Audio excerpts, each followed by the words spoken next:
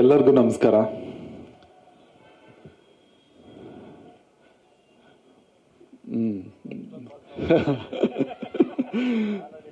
ಇಲ್ಲ, ಸಿದ್ದರಾಮಯ್ಯ ಅವ್ರ ತರ, ನಮ್ಮ ಮುಖ್ಯಮಂತ್ರಿ ಸಿದ್ದರಾಮಯ್ಯ ಅವ್ರ ತರ ಅಷ್ಟೊಂದು ಪಾಸ್ ಅಭ್ಯಾಸ ನಾನು ನೋಡಿ ಪ್ರಾಕ್ಟೀಸ್ ಮಾಡ್ಕೊಂಡ್ ಬಂದೆ ಯಾವ ತರ ಭಾಷಣ ಮಾಡಬೇಕು ಅಂತ. ಸೊ ಆಗ್ಲಿ, ಮೊದಲನೇದಾಗಿ ಈ ಒಂದು ಹಾಡು ಇವತ್ತು ಒಂದು ಅದ್ದೂರಿಯಾದ ಒಂದು ಸಂಭ್ರಮದೊಂದಿಗೆ ಒಳ್ಳೆ ಸಂಜೆ ಬಿಡುಗಡೆ ಆಗಿದೆ. ಒಳ್ಳೆ ರೆಸ್ಪಾನ್ಸ್ ಬರ್ತಾ ಇದೆ. ಈ ತರ ಒಂದು ಹಾಡು ಮತ್ತೆ ಇದು ಆಕ್ಚುಲಿ ಇದು ಒಂದು 9 ಹಾಡುಗಳಿರುವಂತ ಒಂದು ದೊಡ್ಡ ಆಲ್ಬಮ್ ಇರುವಂತಹ ಒಂದು ಸಿನಿಮಾ. ಈ ತರದೊಂದು ದೊಡ್ಡ ಒಂದು ಪ್ರೊಡಕ್ಷನ್ ಒಂದು 3 ಭಾಷೆನಲ್ಲಿ ಬಿಡುಗಡೆ ಆಗ್ತಾ ಇದೆ. ಮೊದಲಿಗೆ ಈ ತರದೊಂದು ಫಿಲಮ್ ನಲ್ಲಿ ವರ್ಕ್ ಮಾಡೋದಕ್ಕೆ ಚಾನ್ಸ್ ಕೊಟ್ಟಂತ ವೃದ್ಧಿ ಕ್ರಿಯೇಷನ್ ನ ವರ್ಧನ್ ಸರ್ ಮತ್ತೆ ವಿನೋದ್ ದೊಂಡಾಳೆ ಅವರಿಗೆ ನಾನು ಥ್ಯಾಂಕ್ಸ್ ಹೇಳಕ್ ಇಷ್ಟಪಡ್ತೀನಿ. ಮತ್ತೆ ಅದಕ್ಕಿಂತ ಹೆಚ್ಚಾಗಿ ಹೆಚ್ಚು ಕಡಿಮೆ ನಾವು ಒಂದು 27 ಟ್ರ್ಯಾಕ್ಸ್ 3 ಭಾಷೆನಲ್ಲಿ ರೆಕಾರ್ಡ್ ಮಾಡಿ ತುಂಬಾ ಒಂದು ದೊಡ್ಡ ಮಟ್ಟದಲ್ಲಿ ರೀ ರೆಕಾರ್ಡಿಂಗು ಮತ್ತೆ ಇಡೀ ಹಾಡುಗಳನ್ನ ಯೂಶಲಿ ನಾನು ಲೂಸಿಯಾ ಮಾಡಾದ್ಮೇಲೆ ತುಂಬಾ ಜನ ಅಂದ್ರೆ ನನ್ಗೆ ಅದೇ ತರ ಒಂದು ಸಣ್ಣ ಪಿಕ್ಚರ್ ಅಥವಾ ಆ ತರದೊಂದೇನೋ ಕಂಟೆಂಟ್ ಓರಿಯೆಂಟೆಡ್ ಫಿಲ್ಮ್ಗಳಿಗೆ ಮ್ಯೂಸಿಕ್ ಮಾಡಿ ಅಂತ ತುಂಬಾ ಬರ್ತಾ ಇದ್ರು. ಅಂದ್ರೆ ಮೈಂಡ್ ಸೆಟ್ ಆಗ್ಬಿಟ್ಟಿರುತ್ತೆ ಇಂಡಸ್ಟ್ರಿನಲ್ಲಿ ಇವ್ರು ಈ ತರದ ಸಾಂಗ್ ಮಾಡೋದು ಅಂತ. ಒಂದು ಕಮರ್ಷಿಯಲ್ ಆಗಿ ದೊಡ್ಡದಾಗಿ ಸೌಂಡ್ ಆಗುವಂತಹ ಸಾಂಗ್ಗಳು ಮಾಡುವ ಅವಕಾಶಗಳು ಬರಲ್ಲ. ಯಾಕೆಂದ್ರೆ ಅದು ಹಂಗೆ ಸೆಟ್ ಆಗಿರುತ್ತೆ. ಅದನ್ನ ಮೀರಿ ಇಲ್ಲ, ಈ ತರದ್ದು ಸಾಂಗ್ ನ ನೀವು ಮಾಡಬಹುದು, ಮಾಡಿ ಅದಕ್ಕೇನ್ ಬೇಕು ಪ್ರೊಡಕ್ಷನ್ ವೈಸ್ ಮತ್ತೆ ಅದಕ್ಕೆ ಸಹಾಯ ಏನ್ ಬೇಕು ಅಂತ ತುಂಬಾ ಧೈರ್ಯ ಕೊಟ್ಟು ನನಗೆ ಜೊತೆಗೆ ನಿಂತ್ಕೊಂಡವರು ನೀನಾಸಂ ಸತೀಶ್ ಸರ್. ಅದರ ರಿಸಲ್ಟ್ ಇವತ್ತು ನೋಡ್ತಾ ಇದ್ದೀರಾ. ಅವ್ರಿಗೂ ಥ್ಯಾಂಕ್ಸ್ ಹೇಳಕ್ ಇಷ್ಟಪಡ್ತೀನಿ. ಮತ್ತೆ ಇಷ್ಟು ದೊಡ್ಡ ಒಂದು ಕೆಲಸನ ನಿರ್ವಹಣೆ ಮಾಡಕ್ಕೆ ನನ್ನ ಒಂದು ದೊಡ್ಡ ತಂಡ ಇದೆ, ಮ್ಯೂಸಿಕ್ ತಂಡ. ಆ ಮ್ಯೂಸಿಷಿಯನ್ಸ್ಗೆಲ್ಲ ಥ್ಯಾಂಕ್ಸ್ ಹೇಳಕ್ ಇಷ್ಟಪಡ್ತೀನಿ. ಎಸ್ಪೆಷಲಿ ನಮ್ಮ ಚೆನ್ನೈನ ಸುಕುಮಾರ್ ಸರ್ ಆಗಿರ್ಬೋದು, ರಮೇಶ್ ಸರ್ ಆಗಿರ್ಬೋದು, ನಮ್ಮ ಮೋನಿಶ್ ಅವ್ರ ಆಗಿರ್ಬೋದು, ಮತ್ತೆ ನಮ್ಮ ಸಿಂಗರ್ಗಳಾಗಿರ್ಬೋದು. ಪಂಚಮ್ ಜೀವ ಬಂದಿದ್ದಾರೆ, ಇಡೀ ಎಲ್ಲಾ ಸಾಂಗ್ಗಳ ಟ್ರ್ಯಾಕ್ನು ಅವರೇ ಹಾಡಿದ್ರು. ಈ ಫಿಲಮ್ ನಲ್ಲೂ ಒಂದು 3 ಹಾಡು ಹಾಡಿದ್ದಾರೆ. ಮತ್ತೆ ಈ ಹಾಡನ್ನ ಹಾಡ್ಕೊಟ್ಟಂತ ಕೈಲಾಶ್ ಕೇರ್ ಸರ್ಗ ಆಗಿರ್ಬೋದು, ಇಡೀ ಮ್ಯೂಸಿಷಿಯನ್ ತಂಡಕ್ಕೆ ಥ್ಯಾಂಕ್ಸ್ ಹೇಳಕ್ ಇಷ್ಟಪಡ್ತೀನಿ.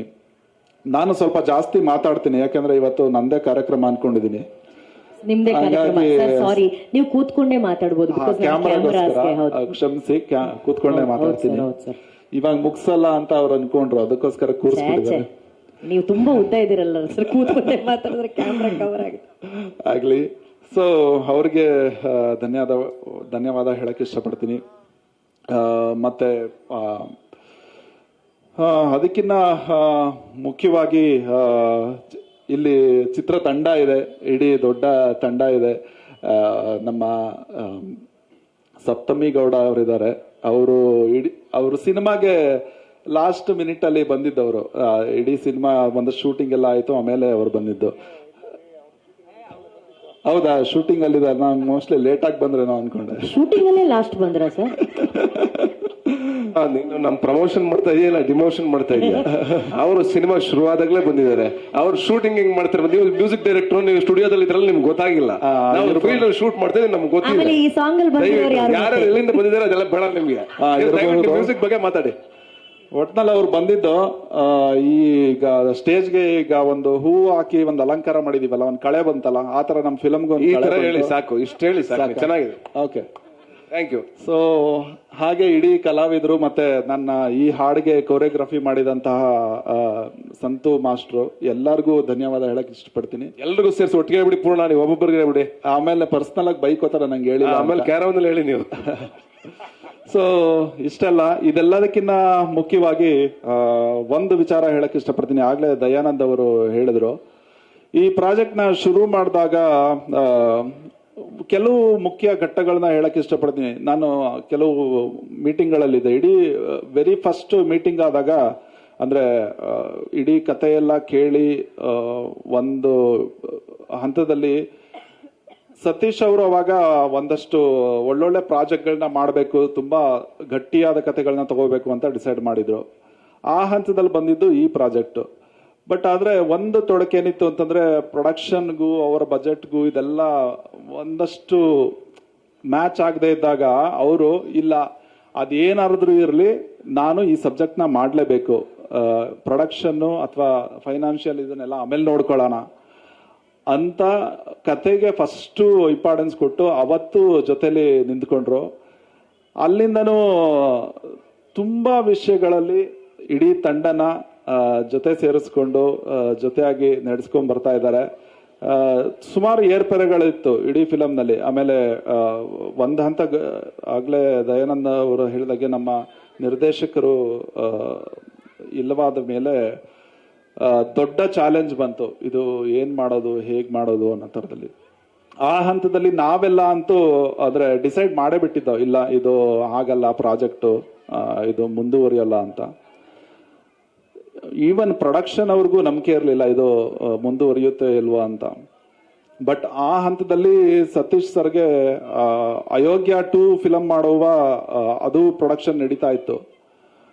ಹಂಗಿದ್ದು ಕೂಡ ಈ ಪ್ರೊಡಕ್ಷನ್ನು ಅವ್ರಿಗೆ ಅಂದ್ರೆ ಬೇರೆ ತರದಲ್ಲಿ ಏನು ಆಗ್ಬೇಕಾಗಿರ್ಲಿಲ್ಲ, ಬಟ್ ಒಂದು ಕಂಟೆಂಟ್ ವಾಗಿ ಅವ್ರಿಗೆ ಇದು ಆಗ್ಲೇಬೇಕಾಗಿತ್ತು. ಅಯೋಗ್ಯ 2 ಫಿಲಂನ ಇಲ್ಲ ಈ ಫಿಲಂ ಶೂಟಿಂಗ್ ಮುಗಿದ ಮೇಲೆ ನಿಮ್ಮ ಶೂಟಿಂಗ್ ಇಟ್ಕೊಳ್ಳಿ, ಈ ಫಿಲಂನ ಮುಗಿಸ್ತೀನಿ ಅಂತ ತುಂಬಾ ದೃಢವಾಗಿ ನಿಂತು ಮಾಡಿದಂತ film the rise of Ashoka. So ನನಗೆ ಗೊತ್ತಿಲ್ಲ ಅಂದ್ರೆ ಅದು ಆ ಒಂದು ಗಟ್ಟಿ ನಿರ್ಣಯ ಎಲ್ಲಿಂದ ಬರುತ್ತೆ ಅಂತ. ಯೂಶಲಿ ಈಗ ತುಂಬಾ ದೊಡ್ಡದಾಗಿ ನಾವು ಬೆಳೆದಾಗ ಇನ್ನೇನೋ ಆದಾಗ ಓಕೆ ನಾವು ಏನೋ ಒಬ್ರಿಗೆ ಸಹಾಯ ಮಾಡೋಣ ಅಥವಾ ಒಂದೇನೋ ಜೊತೆಗೆ ನಿಂತ್ಕೊಳ್ಳೋಣ ಅನ್ನೋದು ಬೇರೆ. ಬಟ್ ಬೆಳೀತಾ ಇರೋ ಹಂತದಲ್ಲೇ ಅದನ್ನೆಲ್ಲ ಮೀರಿ ಇಲ್ಲ ನಾನು ನಿಂತ್ಕೋತೀನಿ ಅನ್ನುವ ಒಂದು ಗುಣ ನನಗೆ ತುಂಬಾ ಅಂದ್ರೆ ನಾನು ಹತ್ರದಲ್ಲಿ ಇದ್ಕೊಂಡು ನಂದು ಅವ್ರದ್ದು ಒಂದು 10 ವರ್ಷದ ಜರ್ನಿ ಹತ್ರದಲ್ಲಿ ಇದ್ಕೊಂಡು ನಾನು ಅದನ್ನ ಸೂಕ್ಷ್ಮವಾಗಿ ಅಬ್ಸರ್ವ್ ಮಾಡ್ತಾ ಇರ್ತೀನಿ. ಈಗ ನೋಡಿರ್ಬೋದು, ಈಗ ಬಿಡುಗಡೆ ಆಯ್ತು, ಹಾಡಿನ ಬಿಡುಗಡೆ ನಮ್ಮ ಪೌರ ಕಾರ್ಮಿಕರು ಬಿಡುಗಡೆ ಮಾಡಿದ್ರು. ಈ ತರದ ಸಣ್ಣ ಸೂಕ್ಷ್ಮ ವಿಚಾರದಿಂದ ಹಿಡಿದು ಒಂದು ದೊಡ್ಡ ನಿರ್ಣಯಗಳ ತನಕನೂ ಸತೀಶ್ ಅವರು ಜೊತೆಗೆ ನಿಂತ್ಕೊಂಡು ಇದನ್ನ ಮಾಡಿದ್ದಾರೆ. ಆಮೇಲೆ ಎಸ್ಪೆಷಲಿ ಮುಖ್ಯವಾಗಿ ಇಡೀ ತಂಡನ ಒಂದು ಪ್ರೊಡಕ್ಷನ್ನ ಮತ್ತೆ ಅದರ ಕಂಟೆಂಟ್ ಎಲ್ಲಾನು ಅವರು ಖುದ್ದಾಗಿ ನಿಂತ್ಕೊಂಡು ಅದು ಓಕೆ. ಸೊ ಆ ಥರದ್ದು ಒಂದು ಯಾಕೆಂದ್ರೆ ನಮ್ಮ ಹೀರೋ ಅಥವಾ ಸತೀಶ್ ಅವರು ಏನ್ ಮಾಡಿದ್ರು ಅಂತ ಅವ್ರು ಹೇಳ್ಕೊಳಕ್ಕಾಗಲ್ಲ, ಅದಕ್ಕಾಗಿ ನಾನು ಹೇಳ್ತಾ ಇದ್ದೀನಿ. ಸೊ ತುಂಬಾ ಹತ್ರದಿಂದ ನೋಡಿರೋದ್ರಿಂದ. ಸೊ ಹಾಗಾಗಿ ಈ ಒಂದು ದೊಡ್ಡ ಪ್ರಾಜೆಕ್ಟ್ ನ ಕ್ರೆಡಿಟ್ ನ ಅವ್ರಿಗೆ ಕೊಡಕ್ಕೆ ಇಷ್ಟಪಡ್ತೀನಿ. ಮತ್ತೆ ಇದ್ರ ಜೊತೆಗೆ ನಿಂತಿರುವಂತ ನಮ್ಮ ವರ್ಧನ್ ಸರ್ಗೆ ಕೊಡಕ್ಕೆ ಇಷ್ಟಪಡ್ತೀನಿ. ಇನ್ನು ಹಾಡುಗಳು ಎಷ್ಟಿದೆ? 9 ಹಾಡುಗಳಿದೆ. ಮೊದಲನೇ ಹಾಡು ಬಿಡುಗಡೆ ಆಗಿದೆ. ನಮ್ಮ ಹಾಡುಗಳ ಬಗ್ಗೆ ನಾವೇನು ಮಾತಾಡೋದು, ಜನ ಮಾತಾಡ್ಕೊಳ್ಳಿ, ನಾನೇನು ಮಾತಾಡಲ್ಲ ಕರೆಕ್ಟ್ ಅಷ್ಟೇ.